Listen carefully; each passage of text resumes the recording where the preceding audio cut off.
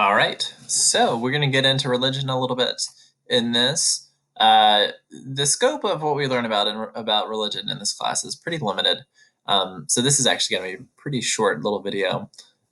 So congratulations if you made it through the last one, which was a little bit longer than I intended, and a little rambly, so I will try to cut it down for this one. So when we talk about religion in this class, these are the standards that we are specifically covering. So what you should know for each religion is to be able to analyze the specific kind of hearth of each religion. So we'll talk about that. So where the origin of the religion is, and also how it affects the physical landscape, and a little bit of the aspects related to the cultural landscape for each religion. So, like I said in the last video, as much exposure as you can get in terms of videos and images about each religion are really helpful. The Rick Steves video we watched in class that has to do with Christianity, Islam, and Judaism is a good example. So stuff like that is good if you can get your hands on it. So we learned about 5 religions in this class. We briefly talked about Sikhism as well. So this is a basic map of a pretty imperfect map, but still a good map to look at in terms of where Christianity is the dominant religion is represented by the color red, where Islam is the dominant religion is represented by the color greenish yellow, Hinduism,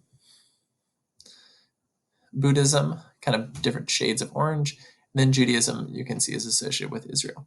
So, and you can see the degree to which we would associate a place is represented by how dark the country is. So you can kind of take a second to look at this map. The terms that we would talk about as it relates to religion are the 2 terms universalizing religion and ethnic religion. So universalizing religion, the definition of that are religions that attempt to operate on a global scale and actively recruit new members. So the religions that fall under that umbrella for us are Islam, Christianity, and Buddhism. So just thinking about each of those religions, the Christianity we would associate with 2 specific places in terms of hearths. The first one would be Israel itself.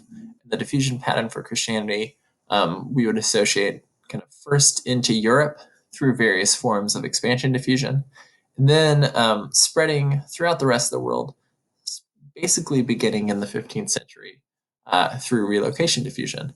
And then the second hearth would be Vatican City, which is the center of the Catholic Church, which also played a big role in terms of hierarchical diffusion for Christianity. So you can see Christianity is the world's most widely practiced religion, and is also practiced in the most kind of wide variety of geographic places. The second universalizing religion we talked about in class is Islam. So the hearth of Islam is Mecca in Saudi Arabia. And the spread of Islam happened relatively quickly, historically speaking, following the death of Muhammad in the 6th century, spread mostly through forms of expansion, diffusion, through various trade and conquest and things like that, into northern Africa, into the Middle East, into Central Asia, and a little bit into Europe through kind of this route, but also through Spain. And Islam today is the world's 2nd most widely practiced religion. The third type of universalizing religion that we would associate with this class and the religions that we talked about in this class is Buddhism. So Buddhism, the hearth itself is India. So Buddhism is notable because it's not widely practiced within its geographic hearth, but rather spread more into Southeast and East Asia. So countries with large amounts of Buddhist followers tend to be Southeast Asian nations, China, Mongolia, Nepal and Tibet, which is part of China, and then parts of East Asia as well. And Buddhism is the world's 4th most widely practiced religion. So that leaves us the ethnic religions to talk about. Ethnic religions are more associated with geographic place or their geographic hearth, and more likely to have spread through relocation diffusion. So Hinduism is the world's third largest religion, and is associated mainly with its country of origin, India. And Israel and Judaism are inextricably linked, and about half of the world's practicing Jewish population lives within Israel. Also large. The second biggest country is the United States in terms of uh, followers of Judaism. So we would associate, again, ethnic religions more with their geographic heart. Oh, okay. So going through, kind of thinking about different reasons, you can see kind of the information that we talked about in this slide.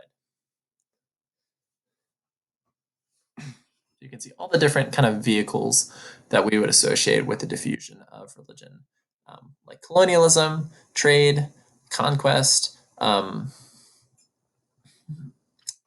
through talking about, for Israel, or for Judaism specifically, the idea of diaspora, meaning that they kind of the forced spread of Jewish populations throughout the world, through things like the Holocaust. So all those are all ways in which religion would spread to a new place. All right. See you next time.